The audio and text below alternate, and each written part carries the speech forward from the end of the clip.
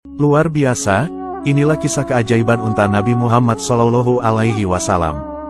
Dikisahkan, dahulu Nabi Muhammad memiliki unta hebat yang bernama Al-Qashwa. Al-Qashwa adalah unta kesayangan Nabi Muhammad Shallallahu Alaihi Wasallam yang menjadi saksi perjalanannya dalam memperjuangkan Islam. Unta Al-Qashwa selalu siap dan bahagia saat mendampingi perjalanan Rasulullah. Oleh karena itu, Al-Qashwa banyak tahu tentang peristiwa kejahiliahan masyarakat Mekah, kejahatan kafir Quraisy, dan ketaatan kaum muslimin. Sama seperti unta pada umumnya, Al-Qashwa dijadikan oleh Rasulullah sebagai tunggangan untuk menjelajahi banyak wilayah. Berkat jasa bantuannya, Rasulullah mampu menyebarkan agama Islam sampai ke pelosok negeri. Al-Qashwa adalah unta yang istimewa.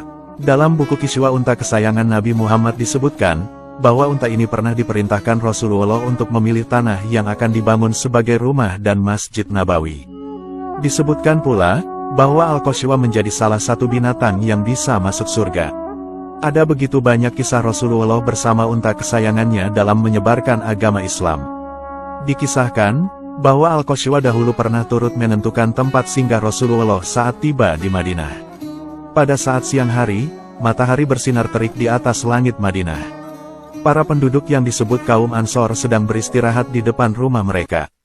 Kemudian, tiba-tiba seorang laki-laki Yahudi yang tergopoh-gopoh sambil berkeliling menyampaikan kabar. "Apakah ia sudah datang?" tanya beberapa penduduk. "Ya, Muhammad sudah datang," teriaknya sambil pergi memberitahu yang lain. Para penduduk segera keluar dari rumah masing-masing. Mereka berderet di sepanjang jalan karena ingin melihat kedatangan Rasulullah dan rombongannya. "Hei, itu mereka!" Rasulullah dan kaum muhajirin lalu datang memasuki kota Madinah. Rasulullah duduk di atas punggung unta Al-Qashwa, lalu diikuti para sahabatnya. "Ya Rasulullah, singgahlah di rumah kami," ujar seorang penduduk Madinah seraya menghampiri Rasulullah. Rasulullah lalu tersenyum menanggapi ajakan orang itu. Namun, Al-Qashwa sang unta kesayangan Nabi belum mau berhenti, ia terus-terus berjalan menyusuri jalanan Madinah. "Izinkan kami menjamu engkau ya Rasulullah," kata seorang pemimpin kabilah yang menghampiri unta Rasulullah sambil memegang tali kekang Al-Qashwa. "Kami sudah menyiapkan jamuan untukmu," kata orang yang lainnya. Namun sayang, Al-Qashwa ternyata belum mau berhenti. Unta kesayangan Rasulullah itu terus berjalan diiringi tatapan penduduk yang harap-harap cemas. Saat itu Rasulullah belum memutuskan akan singgah di rumah siapa nantinya. Beberapa lama kemudian, akhirnya Rasulullah turun dari untanya. Lalu, dibiarkanlah Al-Qashwa berjalan sesuka hatinya. Unta itu lalu melewati beberapa perumahan kabilah. Orang-orang yang rumahnya dilewati Al-Qashwa, mereka merasa sangat kecewa sekali. "Alangkah beruntung dia yang akan menjamu Rasulullah," bisik seseorang kepada teman di sampingnya. "Ya, beruntung sekali," balas teman di sebelahnya yang mengusap janggut sambil terus berjalan mengikuti iring-iringan Rasulullah. Akhirnya, Al-Qashwa sampai di depan tanah milik Bani Najjar yang sering dijadikan area untuk menambatkan hewan tunggangan mereka. Al-Qashwa berhenti cukup lama di sana. Rupanya ia tidak mau bangkit lagi. Khalid bin Zaid bin Kulaib atau dikenal juga dengan nama Abu Ayyub menghampiri Al-Qashwa. Ia mengambil tali kekangnya dan menuntun unta itu menuju rumahnya.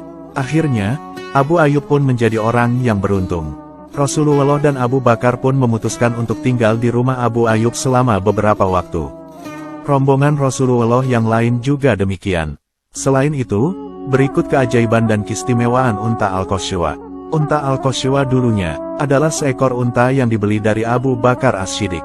Ia dinamai Al-Qashwa dikarenakan juga sebab larinya cepat. Unta Al-Qashwa juga disebut Alatba yang artinya memiliki celah pada telinganya karena terputus. Selain itu, Atba juga berarti kuat. Julukan lainnya adalah Jata yang berarti menerima makanan apa saja. Ia juga dijuluki Asba yang berarti memiliki prinsip. Unta Al-Qashwa juga dikenal cerdas dan sangat waspada. Al-Qashwa adalah unta yang terlatih. Ia sangat sedih sekali jika kehilangan Nabi Muhammad Shallallahu Alaihi Wasallam.